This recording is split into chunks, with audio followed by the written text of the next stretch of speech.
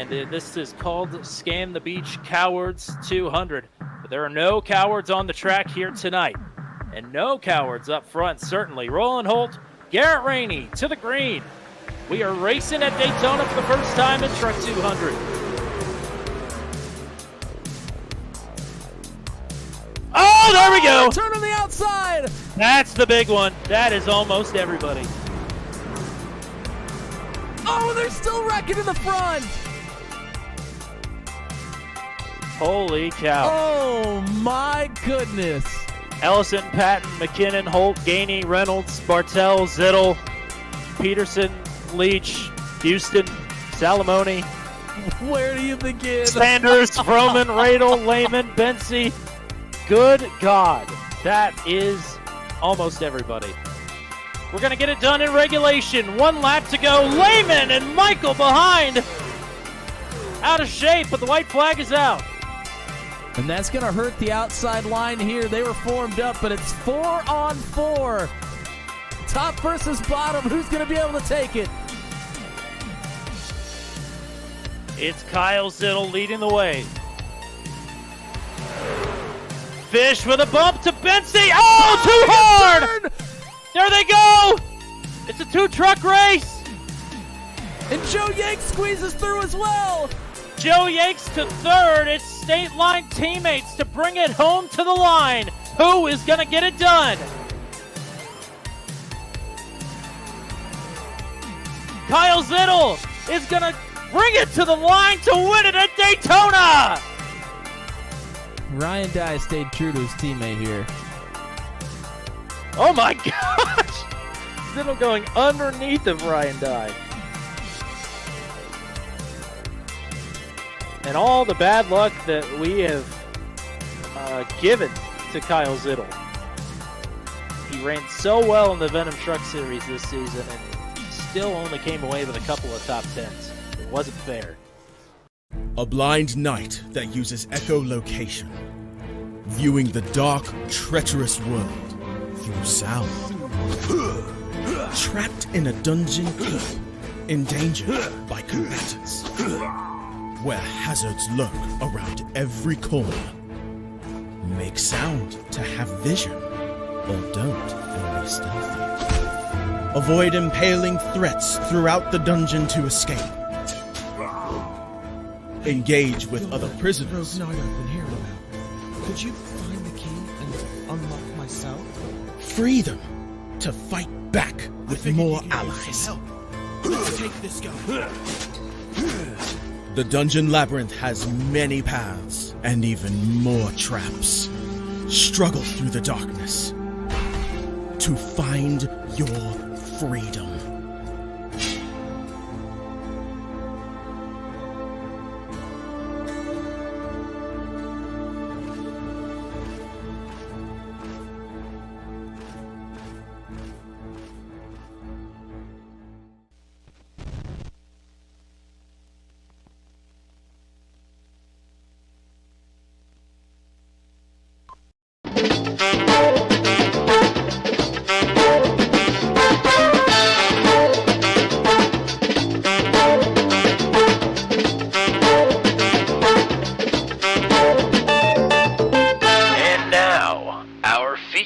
Presentation.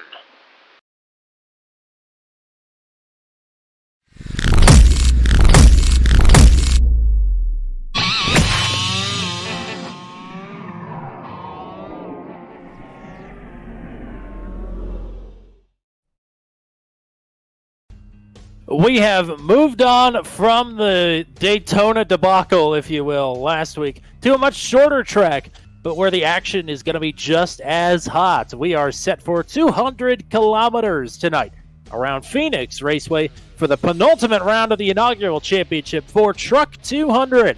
And the points lead is in quite an interesting state heading into tonight's competition. And no, I don't mean the state of Arizona, although that is interesting as well.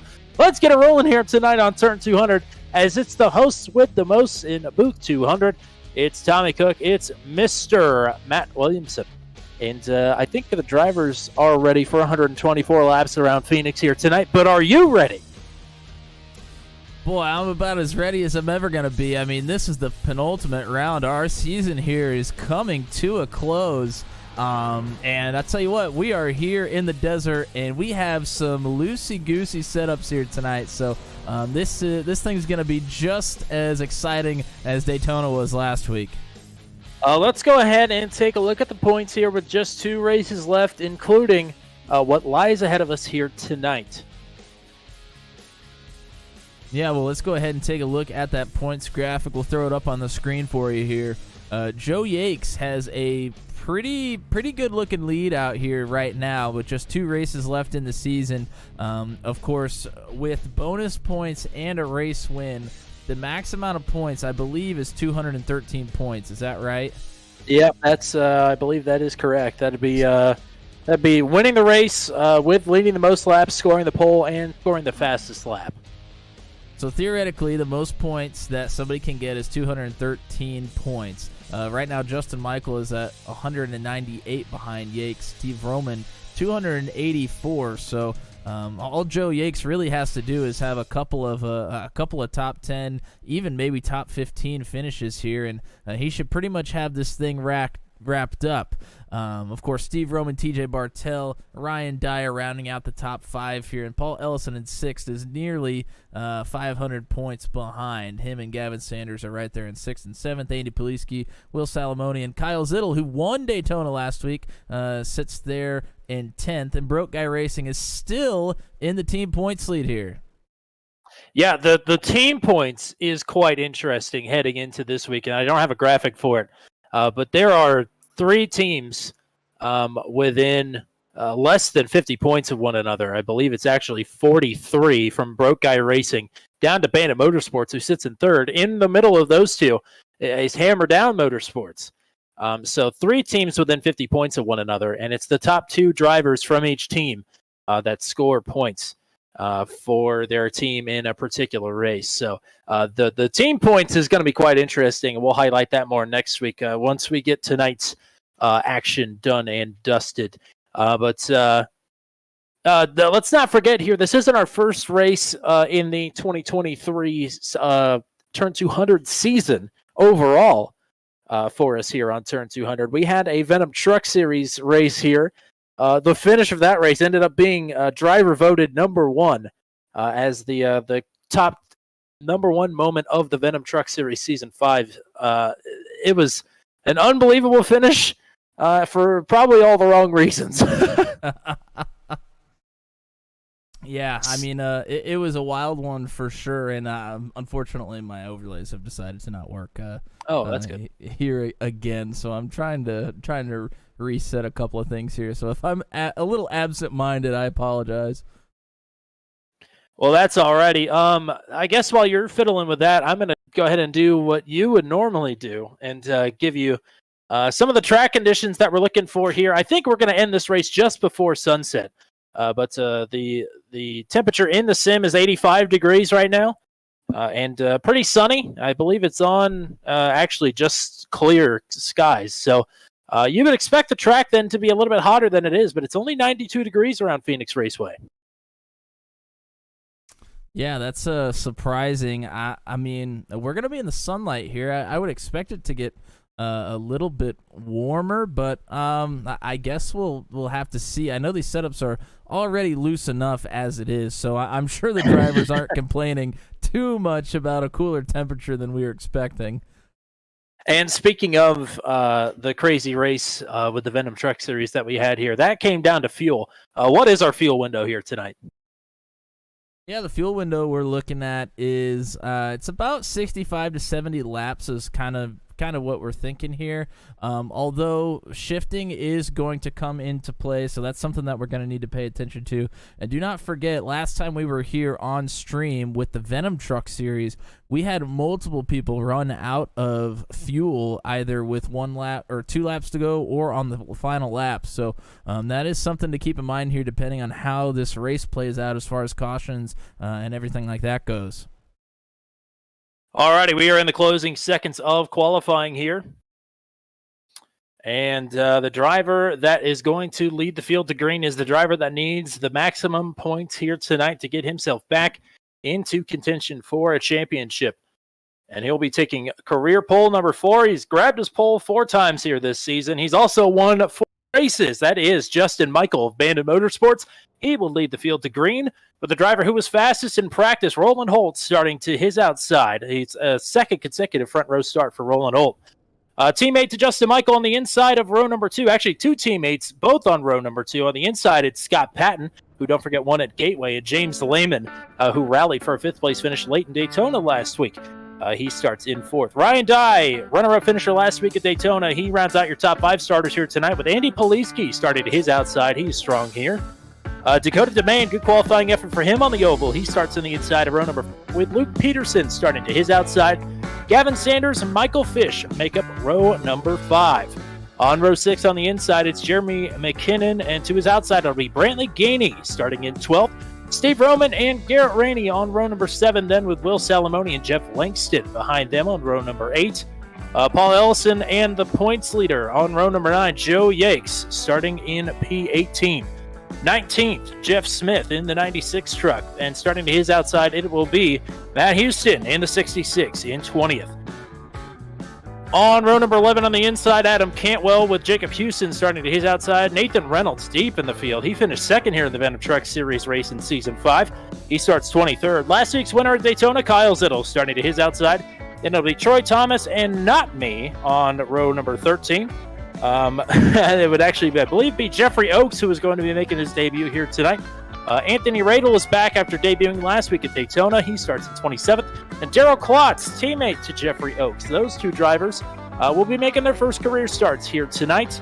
And couldn't be more excited to have them with us here for what is the penultimate race of the inaugural championship of Truck 200. That is the fastest I think I've ever got through the grid. We are just getting ready to roll off a pit road here.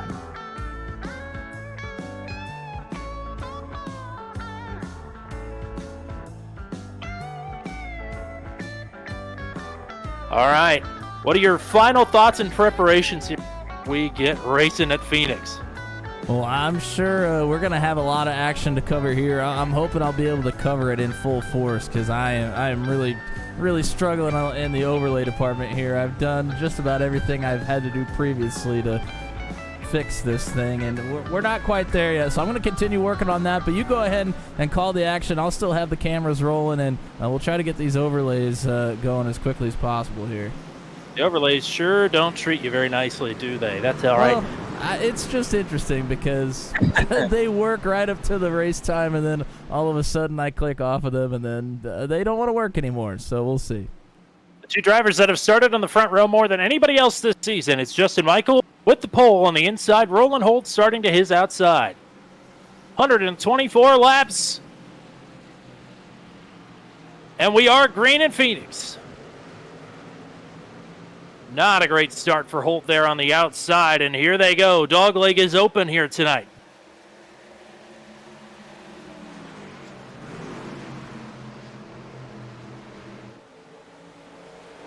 And of course, everybody knows these restarts are going to be absolutely insane, although we are rolling pretty good here right now. Bandit Motorsports 1, 2, 3. Michael leading Patton and Lehman. Ryan Dye underneath of Roland Holt for 4th. He is going to be able to get that pass done. Dakota DeMain battling to the inside of Andy Poliski then. Just outside of the top 5.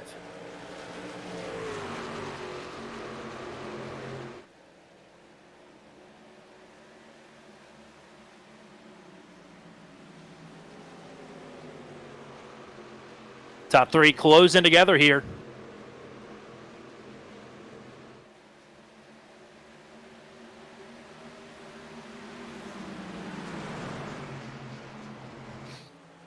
Patton with a surge there through 1 and 2, right up to the back bumper of his teammate. Michael with a good run down the back straightaway and into turn number 3. Here comes a challenge for that 3rd spot. Dye underneath of Lehman. Oh, Dye is loose and he goes around. He's down there on the inside wall. Everybody's going to pass. We're going to keep it green. And as all that craziness was going on, Scott goes Patton. Patton underneath of his teammate Justin Michael. Thought he would be clear. He's not quite.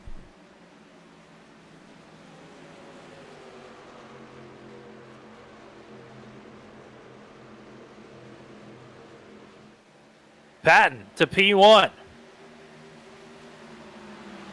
Michael, I'm sure, is not done just yet. He's always won, and he'll be tell you that to lay off and not overcook these tires right away.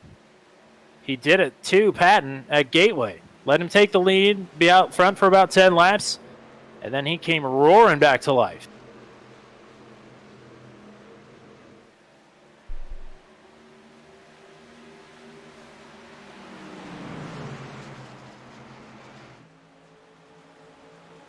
A lot of drivers still clocking in their fastest laps of the race. The purple lap right now belongs to the race leader, Scott Patton. He did that on the second lap. Lehman has closed into the back bumper of the 78. And they are teammates, but last week they sort of tripped all over themselves at Daytona. Yeah, I mean, they pretty much had that race won, in my opinion. All they needed to do was keep that thing green, and they were going to be able to make that final pit stop and bring it home to the checkers. But just an errant push from one to another. All three of them were right there together, and they brought out the caution on themselves. It wouldn't be the first time anybody's done that. I think we might have a little bit of experience with that situation. We just had a problem in turn number 2. Adam Cantwell got together with, I believe, Jacob Houston. Cantwell slapped the wall really hard and blew the motor in that truck. It is going to be an early end to the night for the 19, I do believe, unless he elects to sit and get it fixed. Man, it's been a horrible stretch of luck lately for Adam Cantwell. A little bit farther back, there were quite a few that either elected to not take a time or just didn't put in a good time. Nathan Reynolds, Kyle Zittel, sitting back here with Paul Ellison, Will Salamone. Joe Yakes is sitting in 16th right now. So a lot of really good drivers have a lot of work to do here.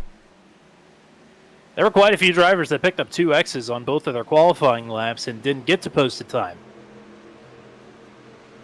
It's hard to believe that some of the names that picked up those 2 X's. Joe Yakes was one of them. I believe he got a lap in.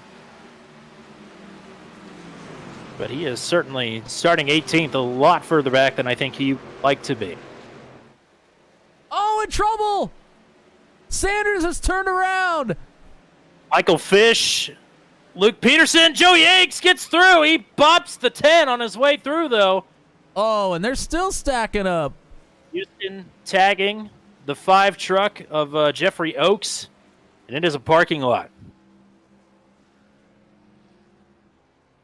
Wow.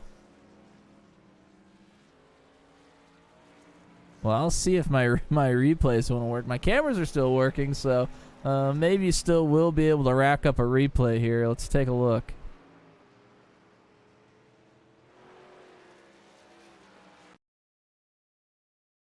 First caution on lap number 10.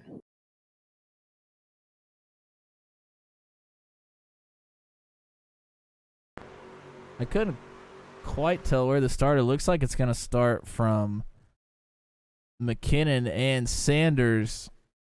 Sanders kind of comes down off of 4 to get a good launch out of the corner. McKinnon is drifting up the track just a bit. Both of those two will get together. And then you have drivers trying to scramble to stay away from it. Michael fishtails to try to avoid. He actually ends up spinning himself. Couldn't quite tell who else was involved there. Joe Yakes gets into it. So your points leader, I don't think he's he might have a little bit more damage than I think he does, but didn't look too terribly hard of an impact, but definitely quite a few trucks with some damage on this one. And then you see a little bit later in the incident, Jacob Houston comes scrambling in there and hits the 5 of Jeff Oakes. So a little bit of mayhem going on early here. And of all the places for that to happen, The only place on this track that is even remotely bottled up is the back straightaway. So, of course, it happens there.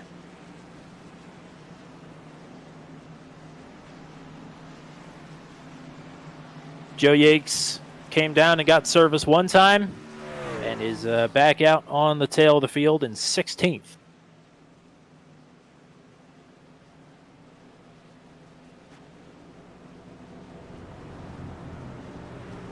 Getting repairs, Jeremy McKinnon has been in the pits for a while. Luke Peterson has gone a lap down, but he is getting ready to make it back out on track. And Jeremy McKinnon is now on the move as well. So they'll both be a lap down, rather. Adam Cantwell is still getting service done as well. He is 5 laps down. In the 28th position right now, we'll have 25 trucks on the lead lap. Nobody was a lap down that was on the track when the caution came out, so no lucky dog this time.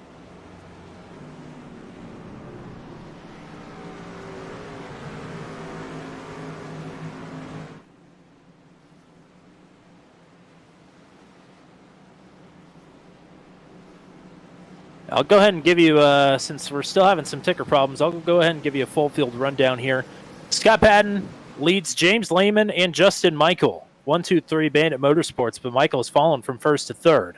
Roland Holt, Andy Poliski, 4th and 5th. Dakota DeMade in 6th. Steve Roman is in 7th. Brantley Gainey Jr. is in 8th. Garrett Rainey in 9th. Jeff Smith rounds out your top 10 right now. Nathan Reynolds, Paul Ellison, 11th and 12th. Kyle Zittel in 13th. Matt Houston in 14th. Will Salamone rounds out your top 15. Joe Yakes, Jacob Houston, Jeff Langston, Gavin Sanders, and Ryan Dye round out your top 20.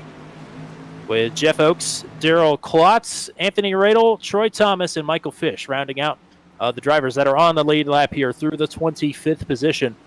Luke Peterson, Jeremy McKinnon, 26th and 27th. Adam Cantwell in the pits in 28th.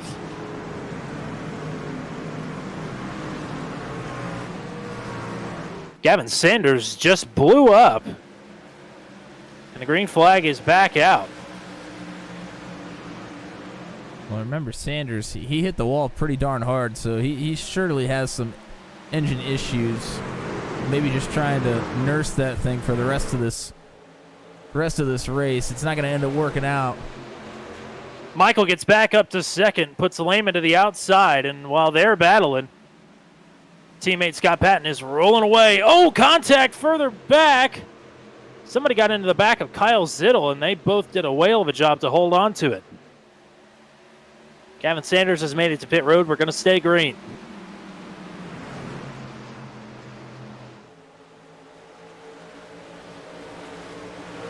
Roland Holt underneath of Justin Michael now to go up to P2, or to P3 rather. Michael opens the door now for Poliski to go through as well.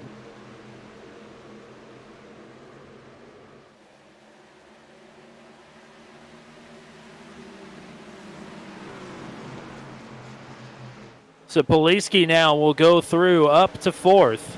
Michael trying to hang on to a spot in the top 5 here. All the while, Scott Patton leads the way out front. James Lehman about half a second and closing in back on the race leader.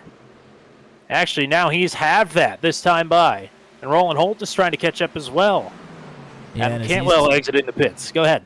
As these two continue to battle, Roland Holt was putting in some really quick laps in practice and then qualifying as well. He's going to be able to reel these two in if they battle for too long. Dakota DeMade underneath. Oh, trouble.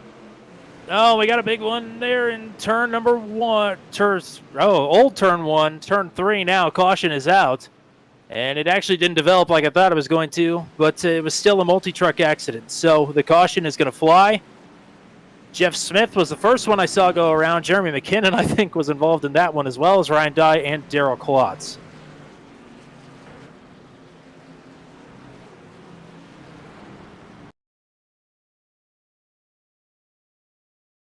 Yeah, we'll take a look back. I think this one may have started a little bit farther up.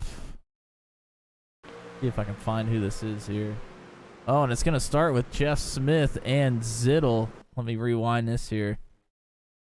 Looked like Smith backed it way off going into the corner, and it just kind of caught Zittel by surprise. Zittel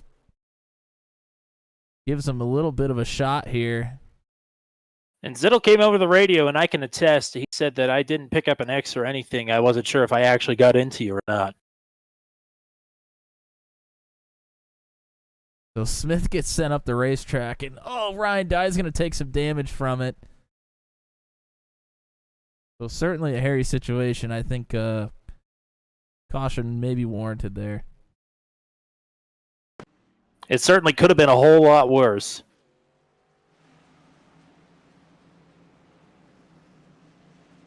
It's Ryan Dye already having a pilot on sort of night. Joe Yakes is going to sneak through that one this time.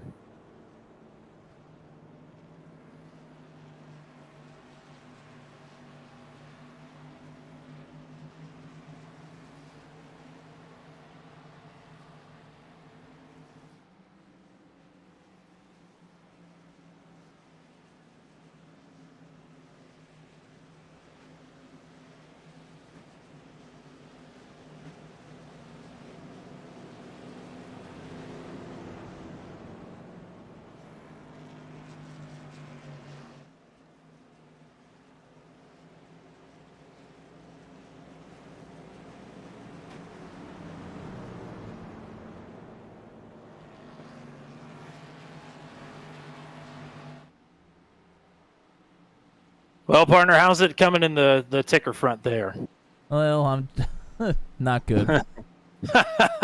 Well, if you're enjoying our technical difficulties here tonight, let us know. Give us a shout in the stream. Man, that was heating up for the lead as well. That's too bad that our second caution of the night came out.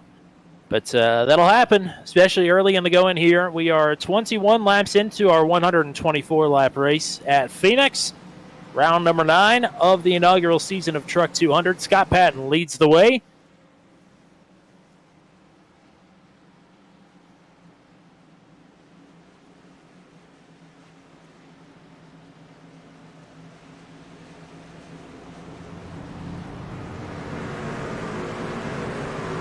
Scott Patton is probably going to like the inside, but are we doubling up? We are. All right. So, I'm actually way behind here. Here we go.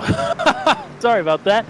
I went back to look at a replay and didn't run myself forward here. So it's Scott Patton, James Lehman, Roland Holt, Andy Poliski, Dakota DeMay, Justin Michael, Steve Roman, Garrett Rainey, Brantley Gainey, and Nathan Reynolds now has cracked the top 10. He starts on the outside of row number 5 here. Coming to lap 23.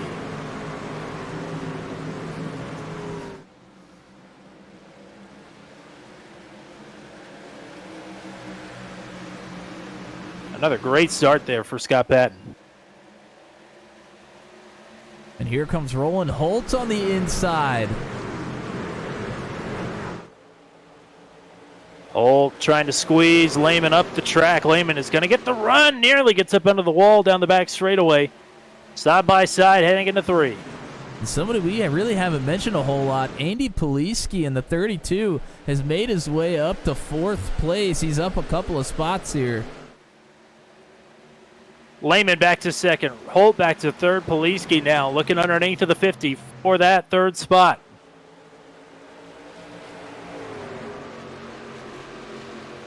With 2 early quick cautions, maybe this will be our chance to settle in for a long run here. That's usually what it takes to sort of get these drivers whipped into shape, if you will. Although this is a tough track and not so friendly of a setup. Nathan Reynolds just ran his fastest lap of the race. He is already up to 8th, up 2 spots on this restart. As Lehman trying to close in for the race lead. Justin Michael battling with Andy Poliski to try and get back up to 4. And he just barely clears Poliski there for the spot. They go all the way down. Poliski nearly to the inside wall through the dog leg, back to the bottom. Oh, and Poliski, way up the track. Yeah, drifted, slid that truck way up the track. Here comes DeMay now to the outside. We just had Daryl Klotz get up into the wall down the back straightaway, but he's keeping it pointed straight.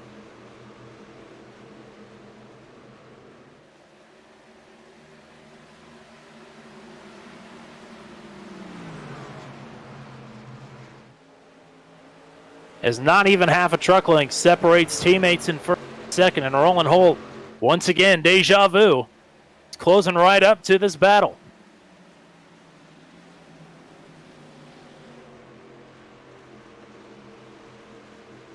And we haven't gotten to see a long green flag run yet here, so I'll be interested to see. You know, we talk about Justin Michael. He kind of sits back a lot of times and waits for the dust to settle and then kind of puts the hammer down. I'll be interested to see if he's going to be able to do that again here tonight, or if he's going to struggle a little bit more maybe.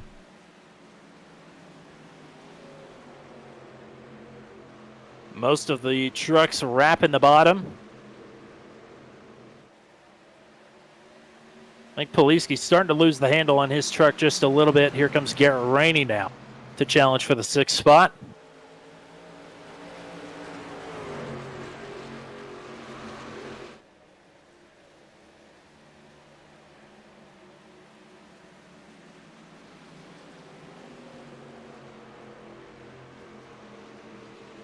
And Nathan Reynolds getting a challenge from Jeff Langston as well. Good to see Jeff Langston up in the 10 here tonight.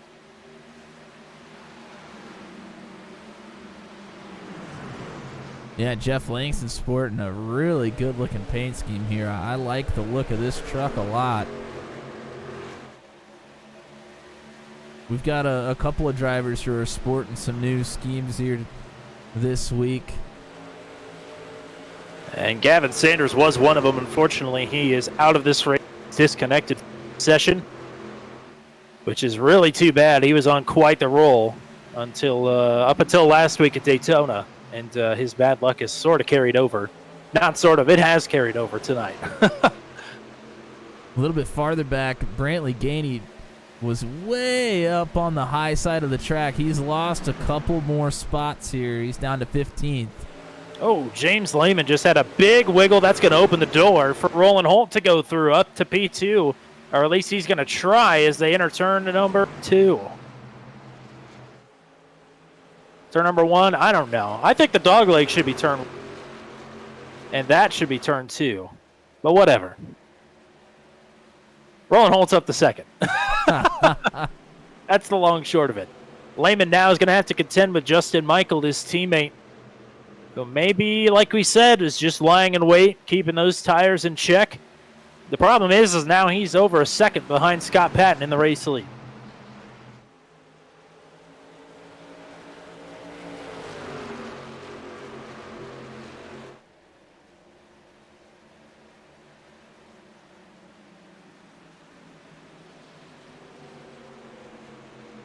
Through the top 10, it's Patton leading Holt, Lehman, Michael, and DeMade in the top 5.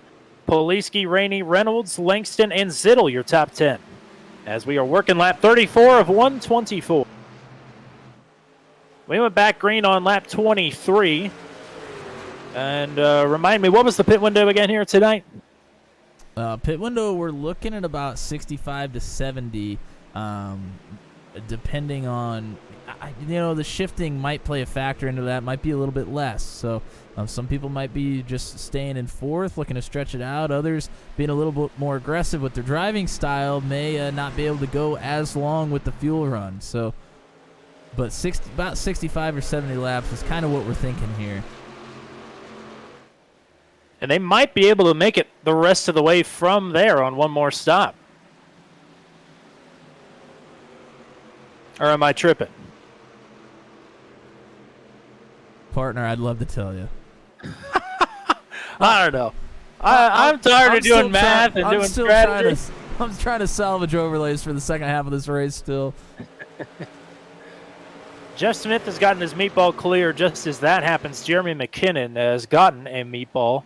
He enters the pits and will disconnect from the session. So another night of bad luck for Jeremy McKinnon. As Justin Michael's been trying his damnedest to get around James Lehman for the last couple of laps. He takes another peek here into turn number 1. Lehman might get the run off the top side here to hold on to that spot.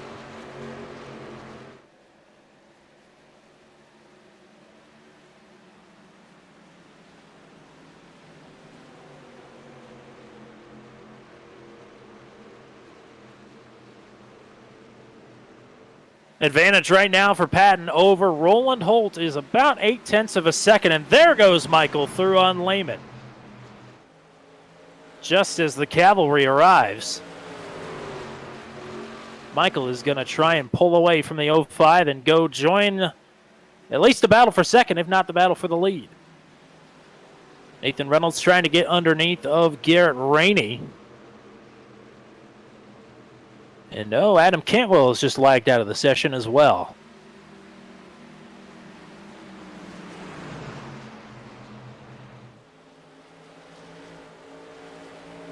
You're not going to believe it.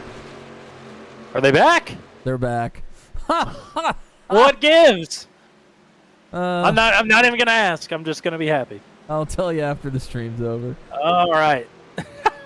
Whoa, Lehman really loose there. Sawing on that right rear.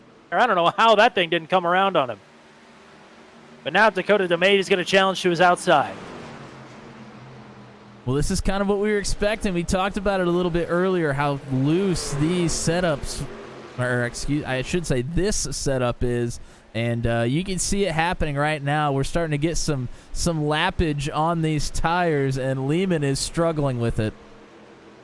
Lappage. I thought you would like that one. Great term. Love it. Absolutely adore it. Poliski is going to launch an offensive to the outside of Lehman here. On a big run out of turn 2. I don't have to go quite as heavy on the radio style now that you got the ticker. I will point out that this is a battle for the top 5 as Poliski really sends it in there on the inside.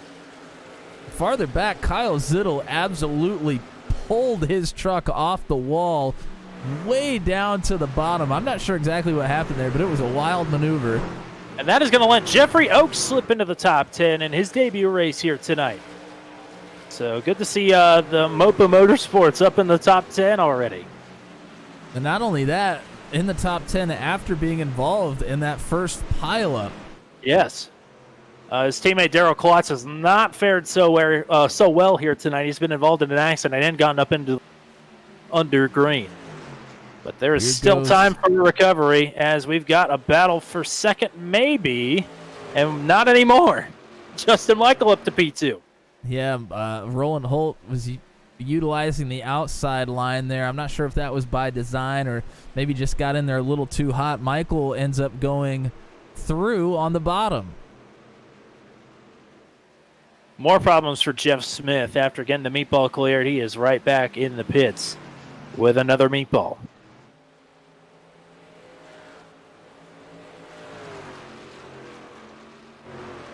And that is race over, unfortunately, for the 96. So your next battle on track here, Poliski looking to go underneath of DeMade. And he's going to get it done. They're battling behind him as well, Reynolds and Gainey. Or Rainey, rather. Damn it. No. Yeah. It was going to happen eventually. It's bound to happen.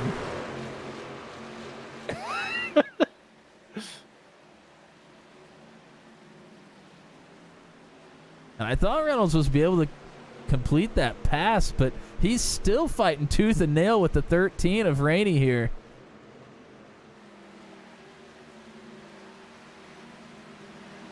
Oh, Joe Yakes just got up into the wall down the front straightaway. He's riding back in 19th. Yeah, Joe Yakes, and he was involved in that first little pileup incident as well, and it just has not been a good day so far for your points leader. Luckily, he does have a pretty large points lead right now, so it's not going to be extremely detrimental to his championship run here, but certainly going to open the door just a bit, maybe crack it open for Justin Michael, who's running second right now. And not only is he running second, but he is digging into that deficit just a little bit here. It was about 1.85 seconds when he got around rolling home for that second spot. And actually, it was down to 1.4 seconds. Now it's back up to 1.7. So Patton, maybe sensing the challenge, is starting to pull back away. And Poliski's underneath Lehman. There's contact. Poliski's. Oh, Poliski! Uh-oh. Where did he go? He disappeared, but he's around. He did hit the inside wall. All right, he's back. I guess we're going to keep it rolling. He completely blinked out on for me. He did for me as well.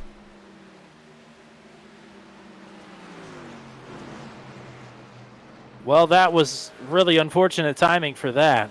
Maybe if you get a second, get a replay up and going on that one. Because I completely missed that whole thing.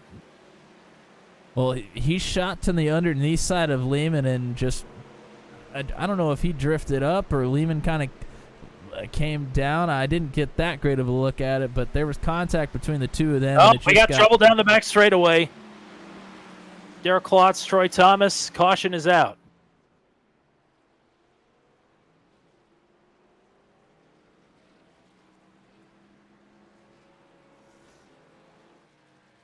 Klotz is slow. Thomas slow as well here. Not sure to what degree Thomas was involved in that one. But Klotz was around and sideways down the back straightaway where things get bunched up in a hurry. And the leader was coming up. The caution number 3 out around Phoenix. Well, this is the exact same thing that basically happened between McKinnon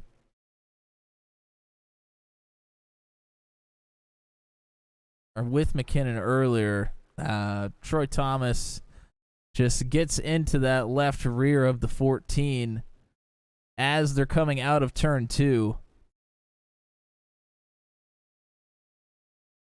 and spins Darryl Klotz right into the inside wall.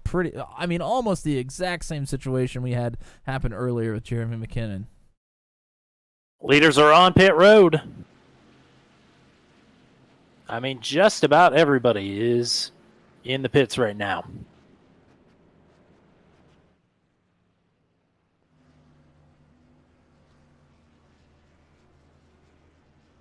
Our only holdout is Matt Houston, who is on the lead laps. Come around to lead the lap. See what he elects to do after that. And the race off. I think Justin Michael is back, at least in front of everybody that just pit.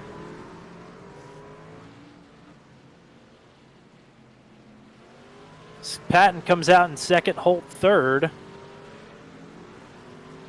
James Lehman dropped a spot to Nathan Reynolds. Dakota Domain, Jeff Langston, Kyle Zittel, Garrett Rainey, Ryan Dye, Steve Roman. Is the way the race off pit road shakes out. And Matt Houston did not come in this time. That surprised me. He's kind of the king of staying out to lead a lap and then coming down pit road. So I thought maybe he was going to take that strategy again, but decides not to. But we'll see. I'm not sure where he was when that incident happened, but I know he was pretty far back. And so maybe trying to hang on to a little track position here and hoping maybe for a little dust up as this restart gets going to, I don't know, maybe give him a little bit of an advantage here. Hope that some others come down pit road as well. Well, I will say that he didn't actually lead the lap when the leaders came down pit road. He led this time by with everybody behind him. So we'll see if he comes down pit road this time. Nope, going to stay out. So it is a tried and true strategy play. A big PD pump, Mr. Matt Houston, the proprietor of Raceverse.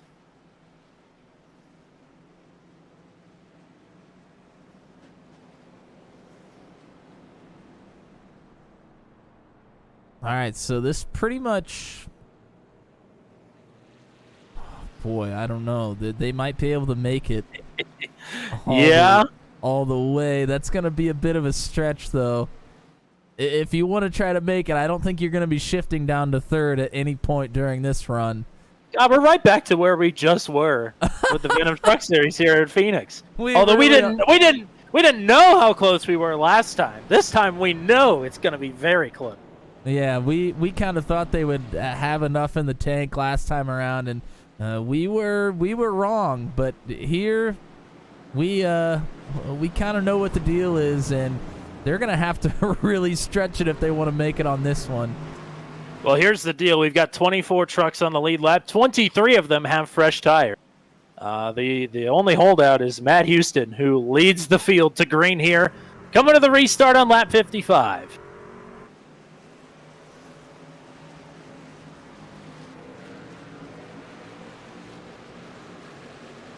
Green flag is out. Oh! Houston up top. Here goes Michael through. Patton is in there as well. Michael split Houston and Patton through the middle to take the lead.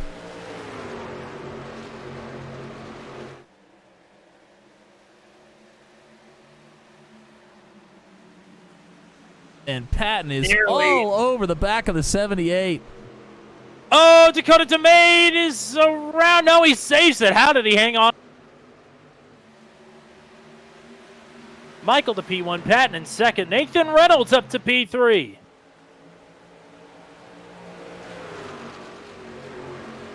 Roland Holt, James Lehman, your top five right now as Matt Houston slipping a little bit further back here on these old tires. And Houston on those old tires just trying to carry momentum. He's utilizing the outside here. Fastest laps of the race for 7 out of the 10 drivers in the top 10. Boy, a big gaggle here. Langston Zittel, Garrett Rainey, Houston part of this one. Oh, so there's contact behind. Oh, we got another big one. Jeff Oaks, Houston, Luke Peterson, Poliski, Troy Thomas. Good Lord. My goodness, and it looked like that one started with Jeff Oaks, but we'll have to get a better look at it with a replay. Somebody gets underneath of somebody. Oh, no, it's Oaks. Oaks gets really loose off the wall, comes down and smacks the 25. And it's on from there. Just as Justin Michael got passed by Scott Patton for the race lead. The caution is out.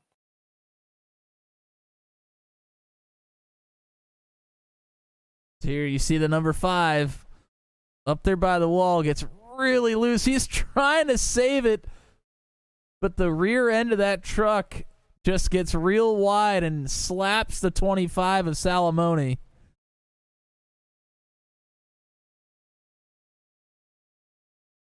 Radle's able to get through on the outside. DeMade looked like he might have taken a little bit of damage, but Peterson absolutely plows in there, as well as Michael Fish, Jacob Houston, Poliski, and Troy Thomas make contact, trying to get the brakes down to not make contact. But boy, that was a very similar situation that we've already seen. So 2 very similar sets of cautions here, as Lehman is going to come into pit road. So it's my unfortunate duty to report that we have tied the league record for cautions in this race already. Wow. We had 4 cautions at the Legacy Atlanta race. It was the second race of the season. This is the 4th caution of the night here tonight. All things considered, tying the league record with 4 cautions is not too bad, but we do have a lot of laps to go still. Yeah, I was going to say, it really depends on how much further we go above that. And what I will say to the contrary is that we have had 5 caution-free races this season. And we are averaging 1.5 cautions a race before tonight's race. So I think that number is going to go up just a little bit, I do believe. That's tight quarters here at Phoenix, and they're proven to be pretty treacherous here tonight, as we are not even halfway through this one. We have lost Will Salamone. Meatball flags for Jacob Houston, Luke Peterson, and Michael Fish. Jeffrey Oakes also had a meatball flag, but he has gotten it cleared. And just in case you missed it, as the caution was coming out, Scott Patton had a nose out in front of Justin Michael for the race lead. So he will be in control of this restart. He referring to Scott Patton.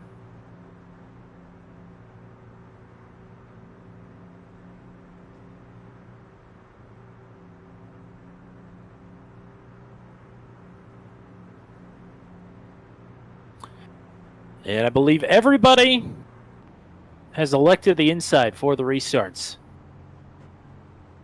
That is going to stay the same here. As it'll be Scott Patton, Justin Michael on row 1, Nathan Reynolds, Roland Holt on row 2, Jeff Langston and Kyle Zittel on row 3, Garrett Rainey, Ryan Dye on row 4, and Steve Roman and Joe Yakes. Round out your top 10. Joe Yakes rallying. Place your bets in the chat. Are we done with cautions? What's your bet? My bet's going to be no. We will have to see. Teammates on row 2, teammates on row 1.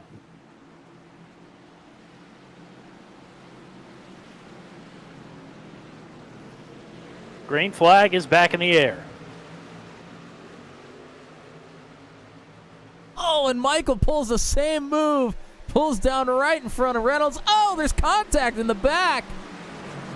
James Lehman just got put up into the wall.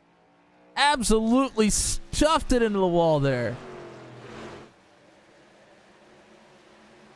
And Michael looking for the race lead.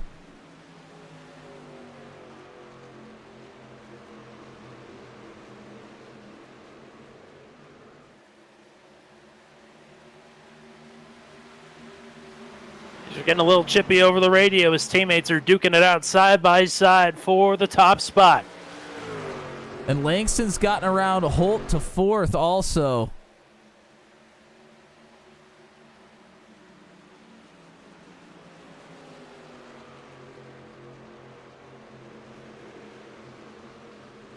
Here goes Michael, pulls down to the bottom.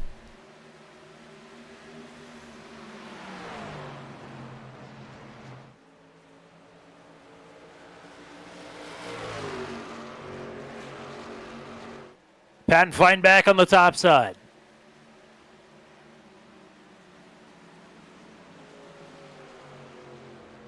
Oh, moving up the track, Michael. It's still Patton with the advantage at the line, but Michael fighting back harder and harder there on the bottom.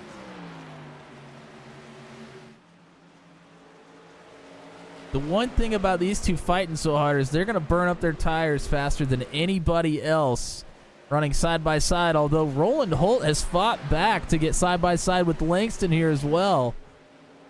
Roland Holt over the radio indicated that something happened between he and Langston, I believe, for Holt to lose that spot. Langston doesn't exactly roll over for Roland to get back by, but does get the spot back regardless, as Michael just had about half a truck length on the bottom on Patton. But Patton, again with the momentum off the top side, is going to hang on and clear Michael into 3.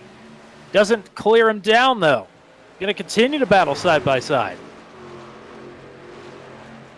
We're going on 4 or 5 laps of side-by-side racing here between the 78 and the 46. These are teammates, mind you.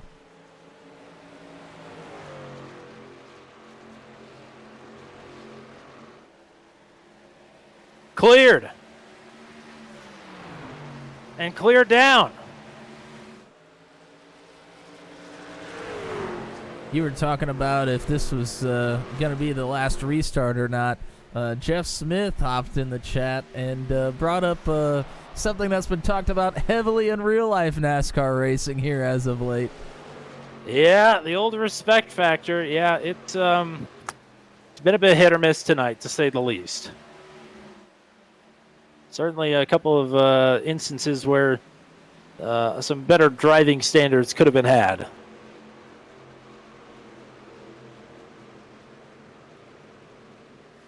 So the battle for the lead has subsided for now. We'll look back a little bit farther. You mentioned Joe Yakes. He's made his way up to 11th here. He's got a lot of hungry trucks behind him, though. He has DeMade, Houston, Radel, and Paul Ellison in tow right behind.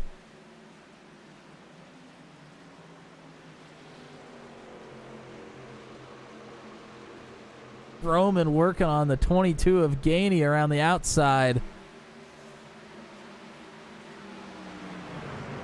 Justin Michael is pulling back up to the race leader here. Just as quickly as he does, though, he falls about a truck length back. Nathan Reynolds in third with his teammate Roland Holt right behind him. They're about 1.8 seconds behind these top two. And about holding serve with that distance as well. Michael Fish is back out on track with some damage repaired on that 20 truck. He's going to be right up in front of the leaders here. Farther back to Made, working on the underneath side of your points leader, Joe Yakes. This is just outside of the top 10 in P11. Oh, and in front of them, really tight between Vroman and Gainey, and Ryan Dye right there as well in front of those three.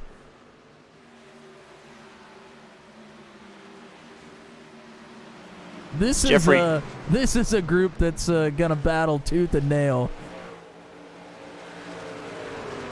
Jeffrey Oakes and Michael Fish both come to pit road to stay out of the way of the battle for the lead here.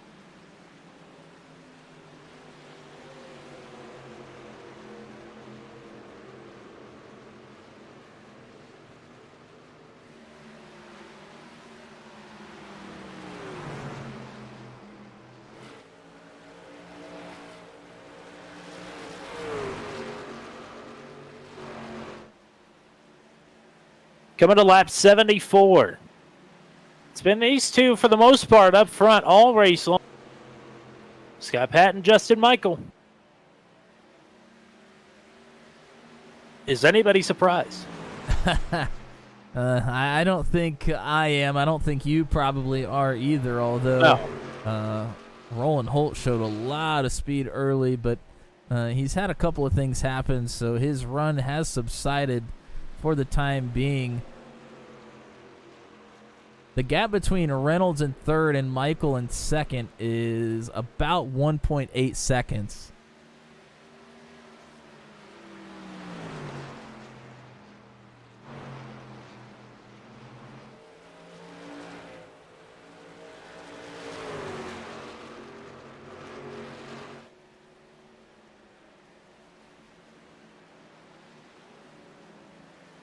And then behind them, it's a three-way battle. This is for fifth. This is Langston, Zittel, and Garrett Rainey.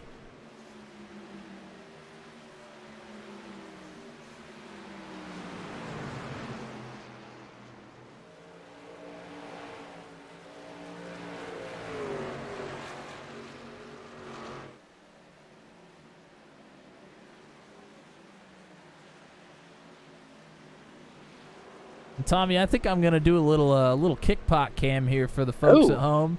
We're going to go ahead and go on board with Justin Michael, who's sitting in second, and see what it's like riding behind the race leader.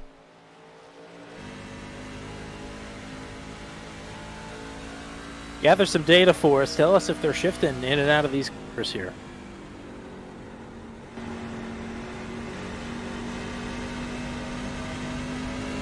No shifting there between turns 3 and 4.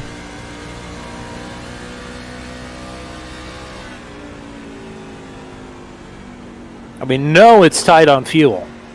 So it's really a question of if they were shifting before this or not. No shift in turns 1 and 2 either. And I think you're right. We talked about it. I think a lot of that has to do with the fuel strategy that we're in play with right now. Trying to make sure that you're able to make it to the end.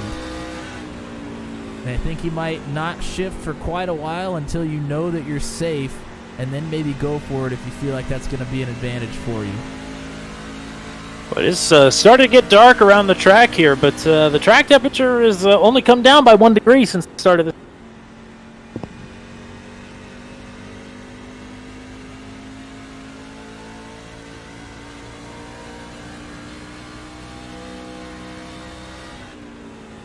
And while the top two have been trying to pull away here, Nathan Reynolds only lost about 0.3 of a second in the last 10 laps or so to these top two.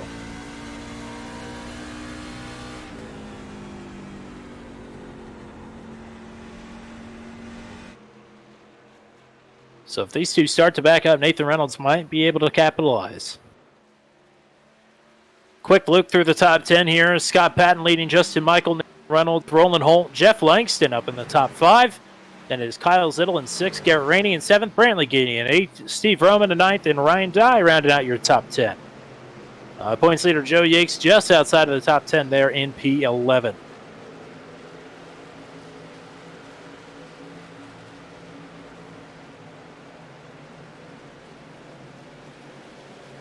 And just to put this in perspective, let's say Joe Yakes gets up to P10.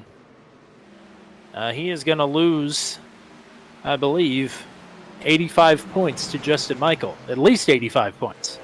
Well, that's if he gets up to P10. He's actually sliding backwards right now. Yes. Dakota DeMay just got around him on the bottom in the dog leg, and now Matt Houston is looking on the underneath side of him. So that's more points. And all of a sudden, that comfy points cushion going into the final race next week could start to really slip away. But also slipping away right now is Justin Michael, race leader. Go ahead. Well, I was just going to shout out Cody Claiborne in the chat. Unfortunately, he's here to root on Gavin Sanders, who was taken out quite early. He is actually going to be the last place finisher of the drivers that did run today. Yep, that is too bad. That nice new looking Echo Blade truck did not make it very far into this race before it met the first big one of the night on the back straightaway. And Dakota DeMay has started surging here. He was able to get through on Joe Yakes and now is pulled right up to the back of Ryan Dye, who is right behind Steve Roman. So DeMay coming on strong here through the mid part of this run. And I tell you what, I said, what if Justin Michael backs up to Nathan Reynolds? And that is exactly what has happened. Justin Michael has lost almost a second this last lap alone, and he has got Nathan Reynolds right behind him. Maybe the fuel number for the 78 is not good, and he is starting to try and conserve. Or maybe the truck is really falling away from him. Because that was a huge drop in speed from lap to lap. Reynolds on the outside.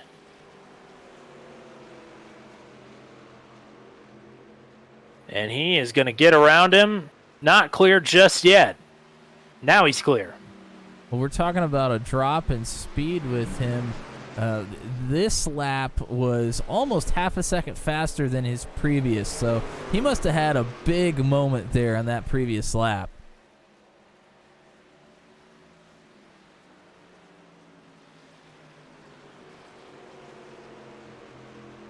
And the tire fall off is about 1 to 1.1 seconds here from the best times of the session.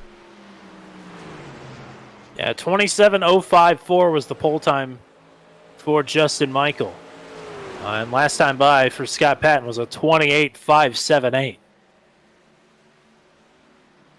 So almost exactly a second and a half.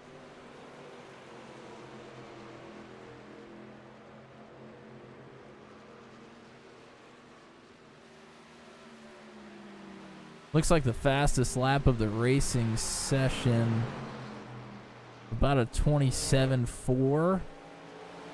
Yes. 27.464 from Patton.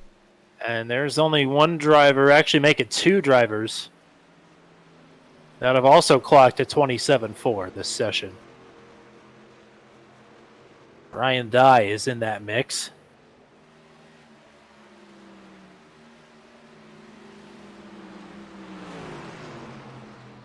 And Scott Patton, I believe, is still the fastest truck on the track. Not be a shock to anybody. Nathan Reynolds in the second position, needs to make up about 2.5 seconds now as they are coming to lap number 91 of 124. Do the leaders have enough fuel? And does anybody have enough tires? Both in the pits and on the truck.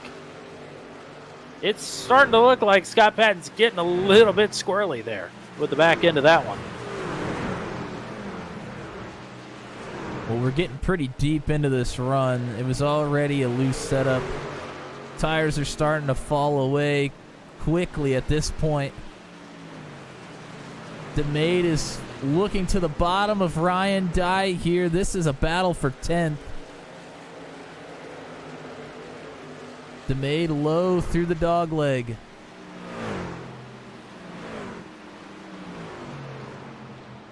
Dye has definitely had to fight through some adversity here tonight. Was battling for a spot inside of the top 5 early and had a solo spin that did not trigger a caution. Then was immediately involved in the second caution of the race right after that.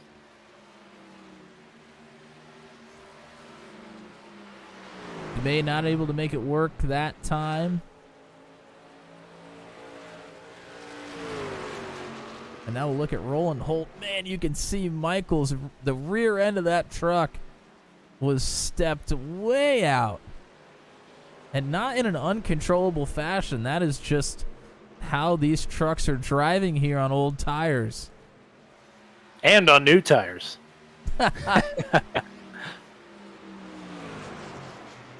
think most everybody here in the top 10 should have one set of tires pits if we were to have a caution late.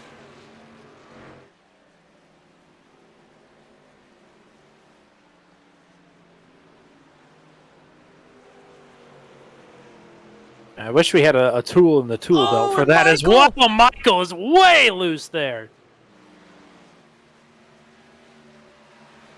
Holt to P3. And you got to wonder if the battle between him and Patton to start this run is starting to take its toll. Patton is amongst lap traffic right now, who have damaged trucks, but also more than likely fresher tires. We'll see how that influences the race leader here, as he's got a 2.5 second advantage over Nathan Reynolds, now making a 2.7 second advantage.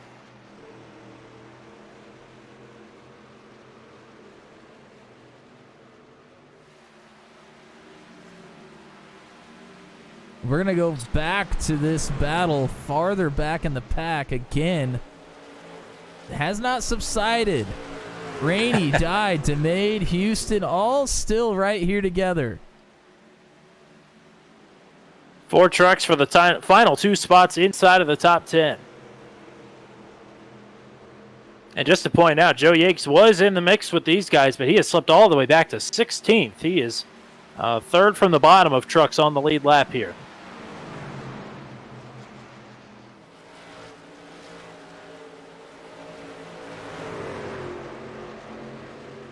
As I say that, he got around Troy Thomas for the 15th spot.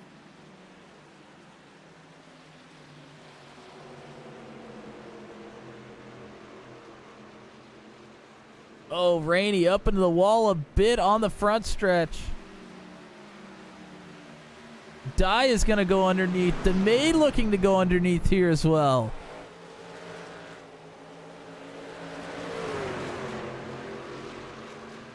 And wow, that was close.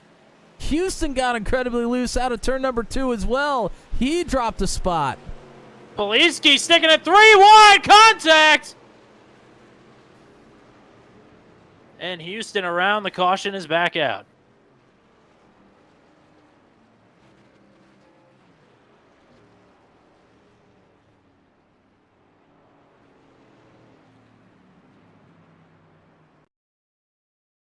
An aggressive move there from Poliski. So this is after Houston made a bit of a mistake, got really loose out of turn number 2. And he's just trying to get the tires back underneath of this thing. He's going to go underneath of Paul Ellison in the 55. Poliski in the 32 underneath of the 66.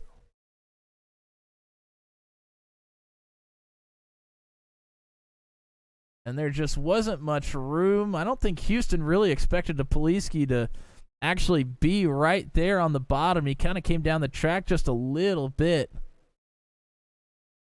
Certainly an aggressive move, but Houston's going to end up getting the worst of the exchange as Yakes barely hit him. Or excuse me, nearly hit him. Troy Thomas is going to make contact.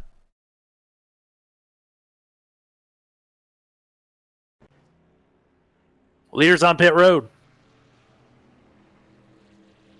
What could be the final set of tires for these drivers? Nathan Reynolds is going to beat Scott Patton off of pit road. Wow. So move Nathan Reynolds up to P1 for the first time tonight.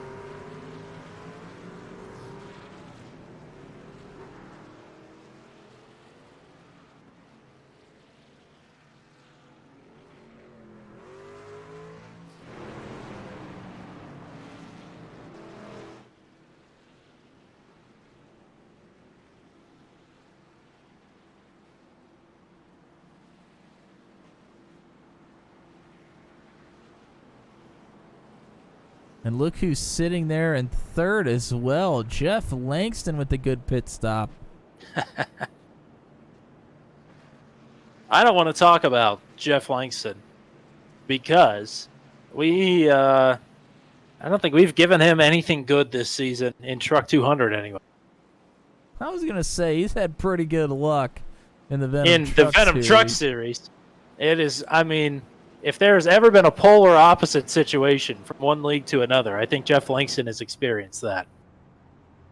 He's had good runs going, but, I mean, that truck has hardly ever found the pits at the end of the race, by hook or by crook. Regardless, it is awesome to see Jeff Langston running where we know he can run.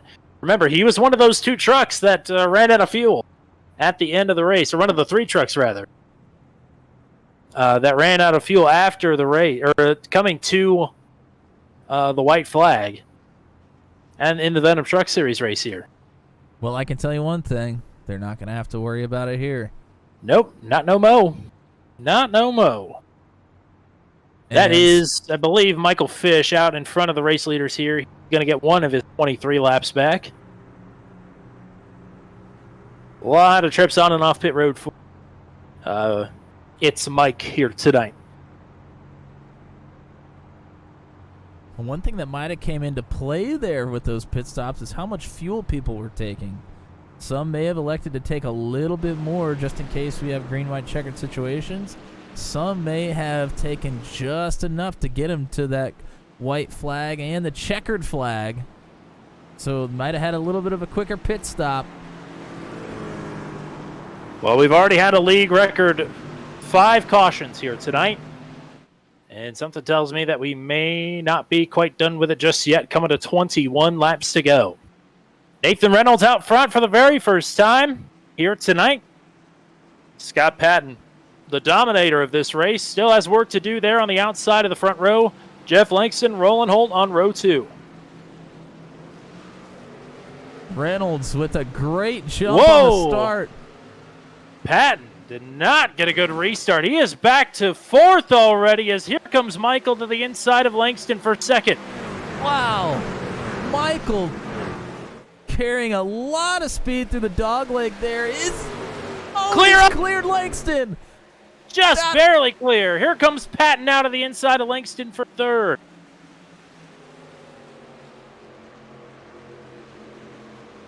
And he gets the spot. And Justin Michael, I don't know what's happened. A fire has been lit under the proverbial underside. He's very good here on the short runs, and he is trying to prove it here, looking to go back up front. 20 to go, now make it 19.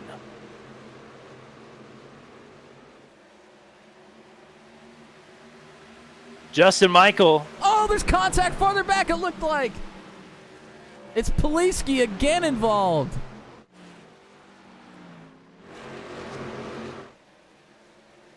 Not been a good night for Andy Poliski here tonight. Michael with a run, peeks to the outside. Is he faking to go low? Yes, he is.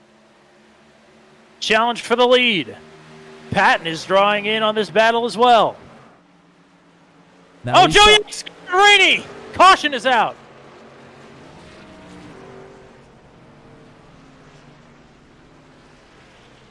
Sixth caution of the night, and it involves the points leader. And there is a ton of damage on that truck. And Garrett Rainey elected to just take it straight to the pits. And Joe Yakes will as well. I'm not sure he can get that truck refired. Boy, does that change everything. And also what changes everything is, I believe, Justin Michael was ahead at the time of the caution. Wow.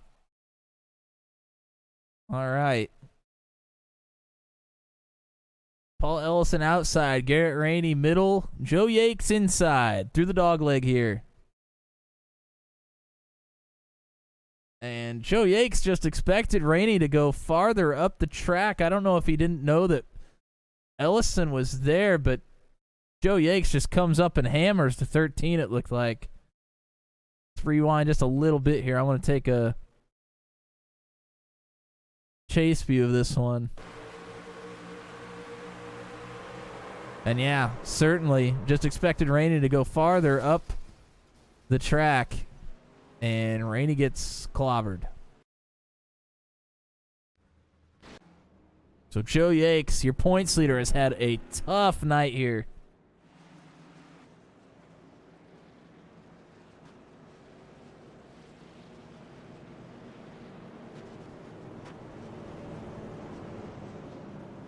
What is it with Garrett Rainey's front bumper? It seems like Garrett Rainey is the one in particular that gets flung up into the air the most, blocking the bumper with the wall. I wish that wasn't a thing. Yeah, hopefully that's something that will get fixed here in the coming updates and bug fixes, but it's been a regular occurrence with the trucks, unfortunately, here on the service as of late. A lot of drivers who have picked up damage already have hit pit road this pit cycle, or under the yellow here, rather. Brantley Gainey, Anthony Radel, Troy Thomas, James Lehman, Daryl Klotz, Andy Poliski, and Jeffrey Oakes. All have been on and, I believe, off pit road, save for Jeffrey Oakes, who is still getting some service done. Along with, of course, Garrett Rainey and Joe Yakes there. And Luke Peterson has been on pit road for a long time, unfortunately. I also just noticed Claiborne asked where Bency is tonight, and He was not here? Not sure. He was not here at all. Didn't register for the session or anything, so elected to not race in Truck 200 Heater 9, unfortunately. Well, it's bad news for Joe Yakes, and worse news yet is that the man he's trying to hold off for the points title, Justin Michael, is leading the race with a restart on what will be 13 laps to go.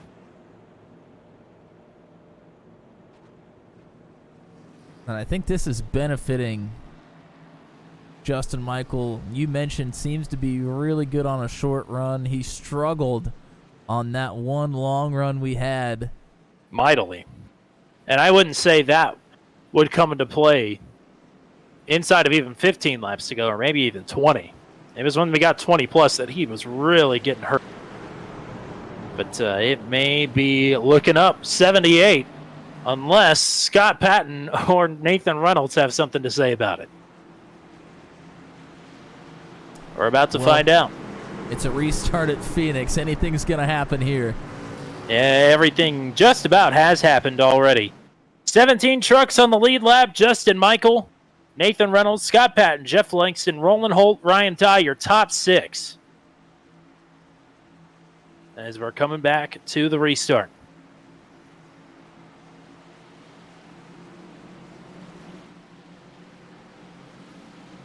Michael waiting to pull the trigger until the green flag comes out, and Nathan Reynolds did not get a good restart. Patton through to second. That may not be what Justin Michael wanted to see. I'll have to see how the team driving dynamics are going to play out here. Not only between those two, Holt and Reynolds are back together in third and fourth here as well. Reynolds, man, really sends it deep there into turn 3. Holt fends off a challenge from Jeff Langston. 12 to go. Langston under fire from Ryan. Died through the dog leg here.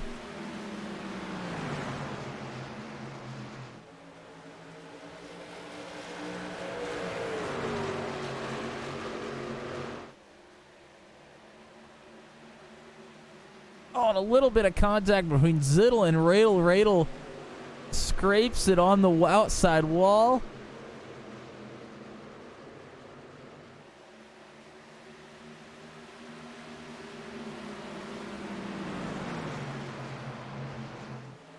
And Steve Roman actually made a pass on Ryan Died to get up to 6th. So it's Steve Roman looking for a top 5 finish now. 10 laps to go. Michael has not shook his teammate just yet. Patton, before that last caution, or the last couple of cautions came out, was the dominator of this race. I'm sure he wants to win, but will Michael let him? Not only will he have to get around him, but that would put Michael in a suboptimal position heading into next week for the points battle. It'd be 15 points between first and second.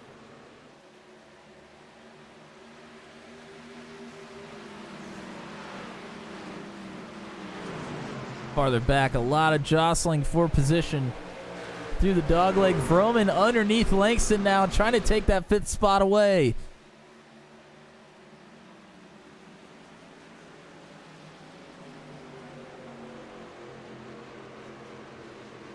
Oh, Vroman basically clears himself up across the finish line.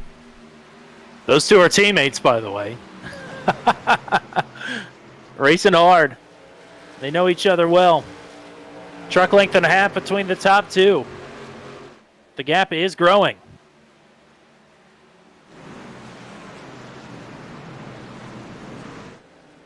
Is Michael pushing that hard, or is Patton trying to save something?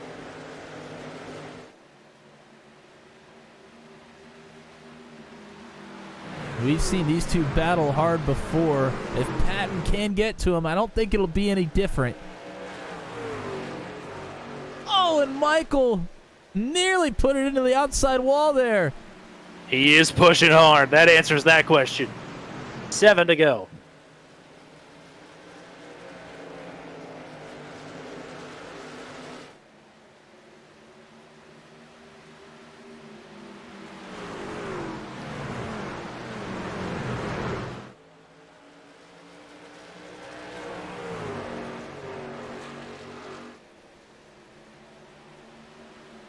Oh, and Gainey loose off the wall. He's able to corral it.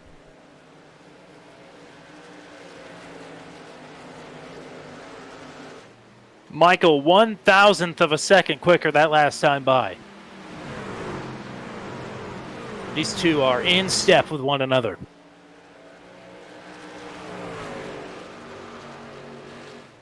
Patton's trying everything he can, trying just a little bit of a different line. 4 to go. 1 and 2.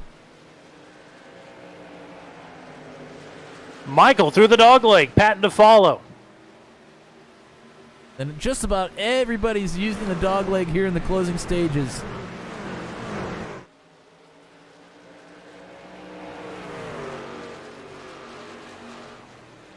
Coming to 3 to go.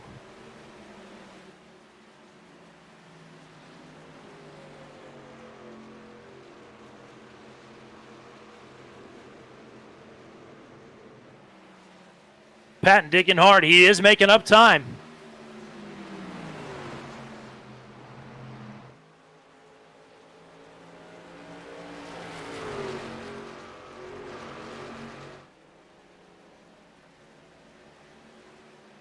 And Vroman has closed to the back of Holt.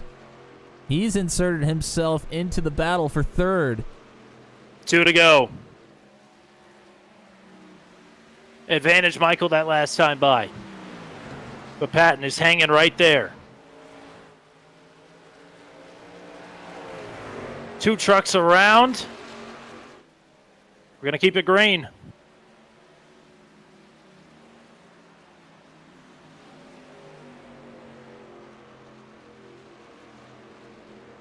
White flag.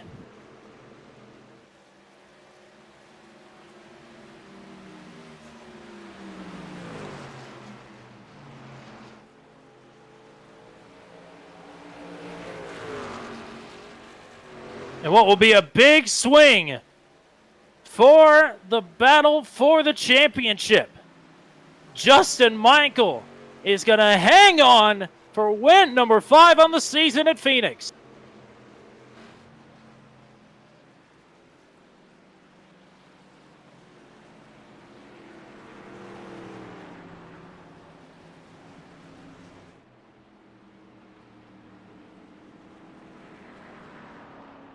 Joe Yakes, a DNF P20.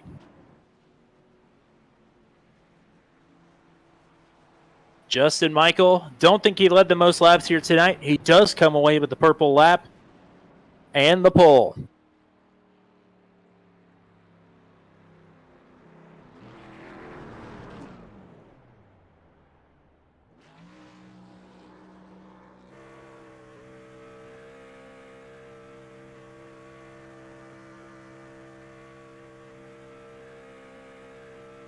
If you're Joe Yakes, this is exactly what you did not want to see when you're having a bad night.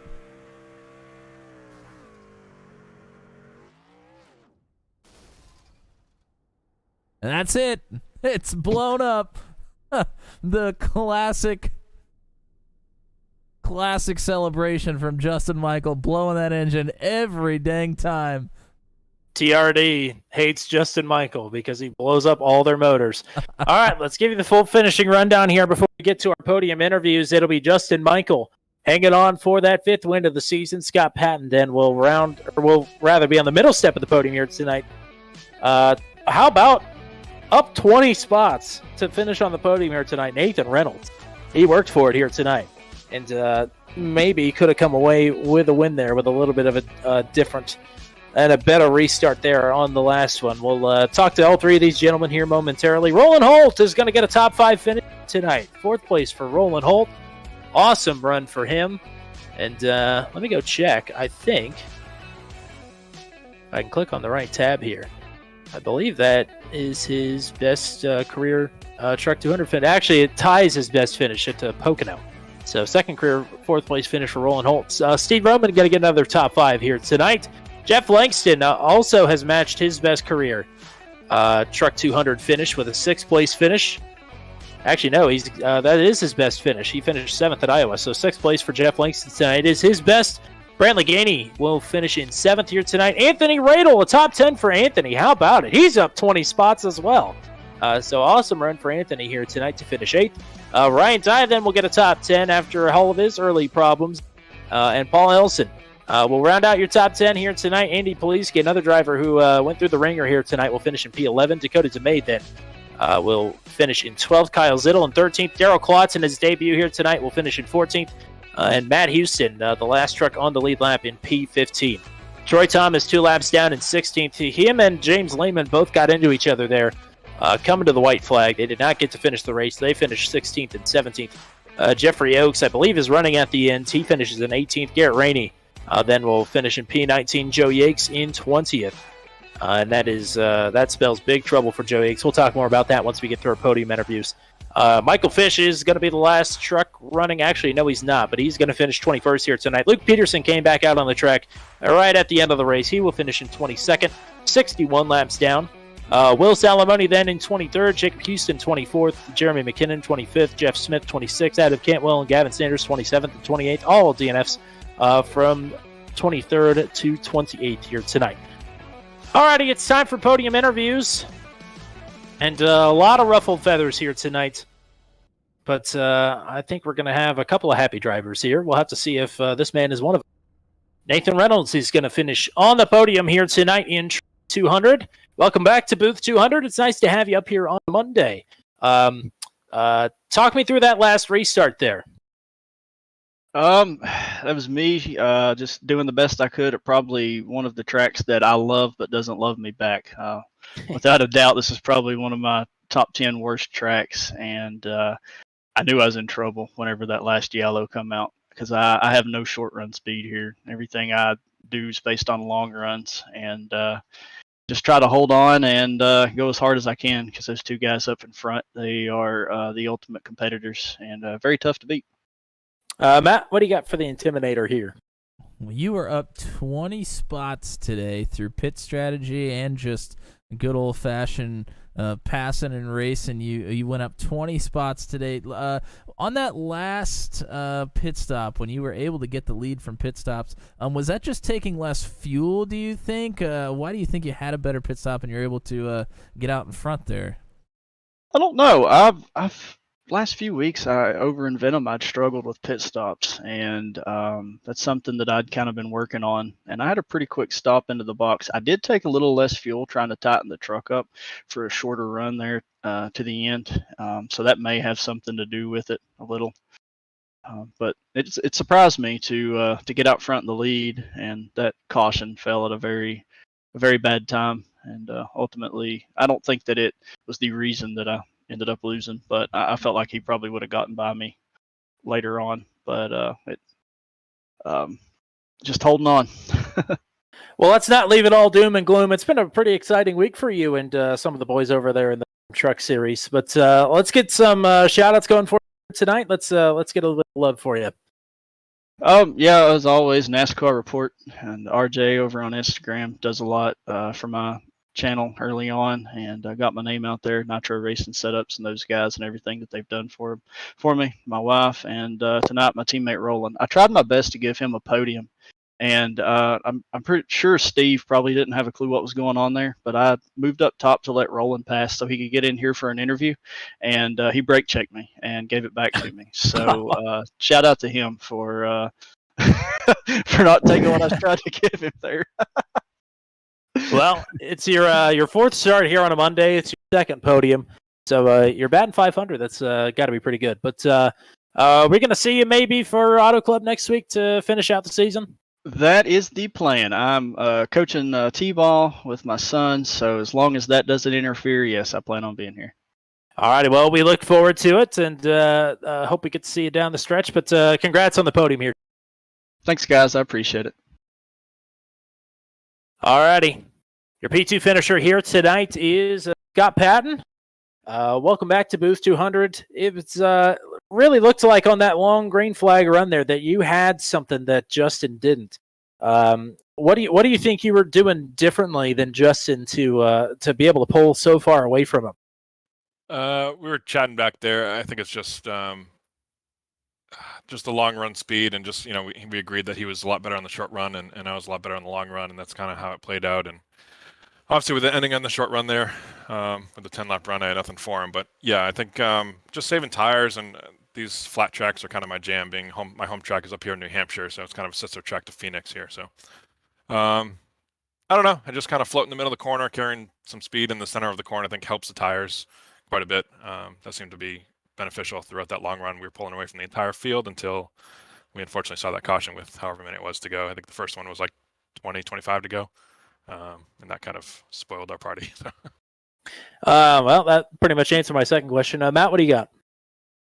Well, talk to me about the setup here. I know this seemed like it was going to be a kind of a loose, really loose, maybe a uncomfortable setup for some of our drivers. How did you fare with it here tonight? Do you think maybe being able to corral that setup is why you had that long run speed? Yeah, I was perfectly content, and it was a perfect setup for me in that long run. Like I said, we started to pull away from the field, 35, 40 laps into a run. I was super happy with it, and I could run the dog leg, especially nice and easy the way I wanted to, and continue to pull away. But on that short run speed, that's nothing Justin had over me. On that restart, he was a lot more comfortable running that dog leg down low, and not getting in trouble, having to either lift off the gas or a worst case scenario, spin the truck out, which I'd done enough times in practice and last night's practice as well to scare myself enough to know that was right around the corner on any given lap. But he was just a whole lot more comfortable running way down there on the dog leg, and I'm sure he picked up a half a tenth just by itself each time he did that, and that just wasn't something I was willing to risk there as the laps winded down. I thought I could kind of save a little bit of tire and catch him with a 10-lap run, but he's good at what he does and putting down qual laps on a short run like that, and that's why he's in victory lane. All right, shout-outs for you here tonight. Just the usuals, the New England Racing Museum on the hood, of course, Dr. Dick Bergeron's project here in the Northeast. It's on the property of the New Hampshire Motor Speedway. And then Stone River Outfitters, fly tying, fly fishing, any of those hobbies as the season warms up here. Check them out on Facebook as well as the website, stoneriveroutfitters.com. And I guess that is it. We put a sticker on for you guys too there. We got a turn 200 sticker on the car. Hey, I just saw that. I saw that. Yeah, it looks. I mean, that truck looks pretty good, but I think that raises its value at least by 10%. I'd say. How about Maybe instead of 10%? How about just one spot? Can we do that? Yeah. Okay. Well, I don't. We'll see. We'll see if the 78 is going to pass post race inspection here. But all right, you make sure you look at that truck really, really good. yeah, I'm looking at every fucking credit. But congrats on the P2 here tonight. Appreciate everything you guys do. It's a blast racing with all these guys. So thanks a lot, guys.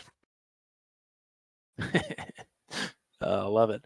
All righty, and another driver who's loving it is your winning driver for the 5th time, Justin Michael. Things are looking up 78 right now, I will say.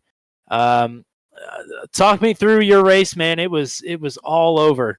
Your long run speed didn't seem that great, but you were absolutely killer on the short runs there. Yeah, we completely missed it on the brakes compared to everybody else, and that really hurt us on the long runs. But the short runs, yeah, we were a rocket ship, and that late race yellow was just, it fell in our laps perfectly. Absolutely. Why was it? I guess you just said. Never mind. I was going to say why. What is it like having to, try and hang on, but watch so many trucks slip by you, knowing that you've had such short run speed? How do you sort of hold your temperament at that point? I mean, I was just trying to keep the truck from wrecking, and I didn't even manage to do that. I spun off of off of 2, whatever. I think that's turn 2 now. The old turn 3 and 4. But yeah, we wrecked there, hit the wall, and again about 56 seconds worth of damage, and we never did fix. Wow. When we got the 4 fresh tires there, 25 or so to go, maybe even the damage helped me tighten it up. I don't know, but it definitely took off. Matt, what do you got for a race winner here? First of all, congratulations. There in the middle of the race, we thought that it was going to be a little tough to maybe have to save some fuel before those last couple of cautions came out. Was there any point where you were shifting in the corners? We were on board with you for a little while, but thought that maybe you were trying to save some fuel just staying in 4th. Was there a point where you were trying to shift with this setup? No, I practiced shifting in practice, and it didn't work out. It was just going to make it even looser than what it was for me. So I never shifted the entire race, and we were good on fuel. I think we were good by about 4 laps there. When I think we went back green with 72, 71 to go, something like that. We were good on fuel though. Shout outs for you here tonight. Just everybody out there watching. Hopefully it was a good race. My friend Darren out there already sent me a text. I appreciate him watching, and Scott for painting us awesome cars always. Check him out at Patent and Paints, and you guys call a great race. We'll go back and watch it later, probably tomorrow, hopefully. Well, this is unofficial because I have to do the official tabulations here in a second, but I believe you are 53 points behind Joe Yakes heading into the final race of the season. Do you race next week any differently than you normally would? And also, how are you at the club? I won't say I like it. I won't say I hate it. I have a love-hate relationship with that place. Sometimes, just that track just clicks, and sometimes it's trash. So let's hope it's not the latter this time. Well, I know you're going to give it everything that you got, regardless, and you always undersell and over-deliver. So I appreciate that. But it's another race win for you here tonight, regardless of how next week goes. Go celebrate, go party hard. You earned it. Thanks, guys. We'll see you next week. And that's all she wrote for podium interviews here tonight. Yeah. So, and again, that is unofficial. That's my quick maths, if you will. I have often said, and I will say it until the day I die, that I am not very good at math.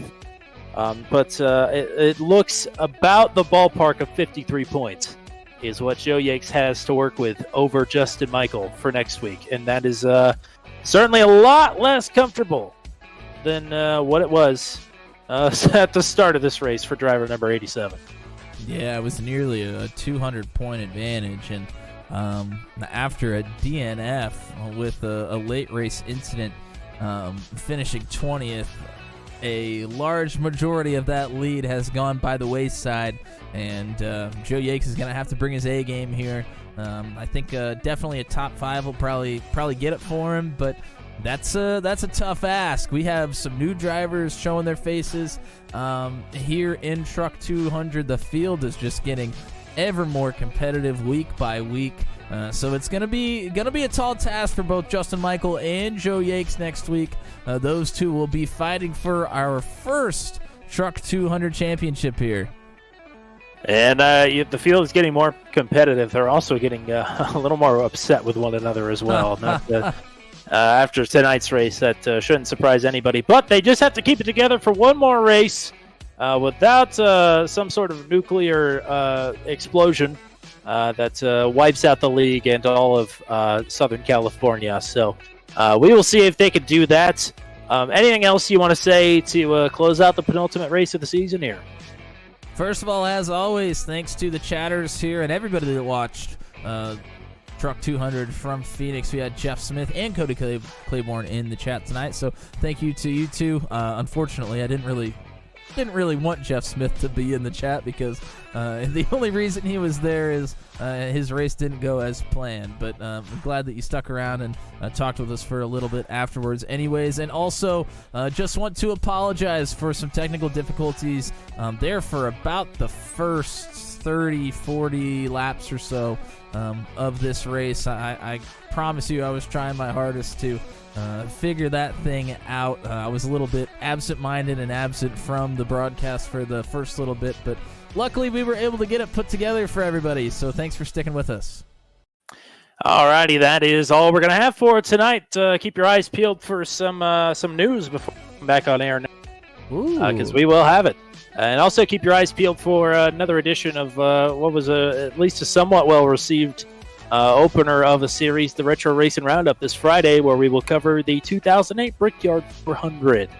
And this race went better than the 2008 Brickyard 400 for almost everybody, I'd say. But that's how we're going to leave things here tonight. We'll hope to see you for the championship race next Monday. 100 laps, 200 miles at Auto Club Speedway under the lights to crown our very first champion in Truck 200.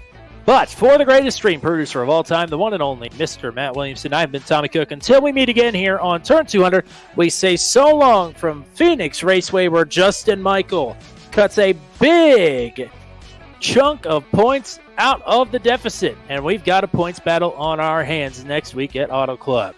Have a good night, everybody.